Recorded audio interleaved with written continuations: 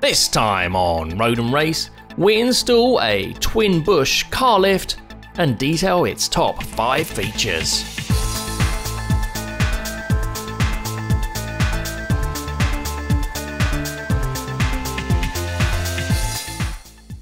In the last video, I detailed the build of my dream car garage, fitted the insulation, plasterboard, painted and applied the epoxy floor finish. In this video, I'll be showing you how my car lift was installed and running through my 5 favourite features it has. I've chosen the Twin Busch 242E, which is a full height lift which can raise a car over 2 meters in the air.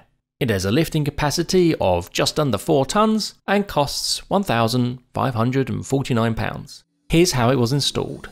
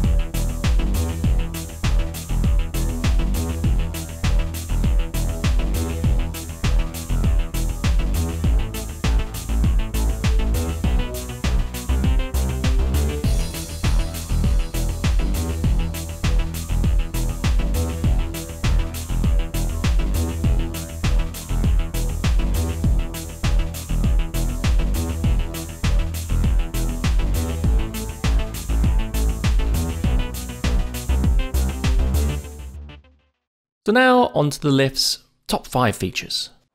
Here's the control panel we get with this lift. Slightly more advanced because it's a slightly more expensive lift. So you get the down button, which you don't get on the cheaper models, which is very convenient. Otherwise it's like a manual release, you have to go to both sides. It's not as nice. This is the locking button. I'll come on to that later. It's a nice little feature. There's emergency stop. If there's any problems, you can kill the power. This is a nice little handy feature. You've got a little 13 amp plug here. So if you want to plug in like a trickle charger or just want to have something plugged in near the car, saves running extension lead, very convenient. Obviously that's your master on off switch. And this is like a quick release button if you want to get the car down without having to lift it up first. Onto the lock button. Safety, safety, safety. You always want a bit of safety, don't you? So what this does is it allows you to lower the lift onto a mechanical locking plate. I'll show you a little picture now. It's a physical thing, so even if the hydraulics fails, you've got this physical lock that will stop the lift falling on you. Really smart, isn't it? When you swing out the arms and put them under the car, this actually rotates and goes up and down. So if you've got a very low sports car, you can lift it or lower it down to make sure it fits properly. They also come with these adapters. So if you're working on something with a lot of ground clearance, like a truck, you can still get under there and lift it up. Another great feature is that the arms come out a really long way. So no matter how small your car is, they come out. So, you know, look at that! It also makes it easier to find the correct jacking points on your car. So, you know, if they're quite far apart, if they're in awkward positions, because these arms extend so far, makes it fairly easy to get the jack pads in the correct place. You also get this nice door protection pad, so that if you do open your car door vigorously, it should stop you damaging any paint. So there we are, I finally have a car lift in my garage. So excited by this. I'm looking forward to tackling some major projects in the future, so stay tuned on this channel. Next time on Road and Race, I go through what roller door I bought and why I bought it. Oh, and by the way, this video is part 7 in a series of building my dream car garage. So if you're not seeing other parts, you can click the box at the top left to look at them. Watch the next video in this series when it's done. It's the bottom left box.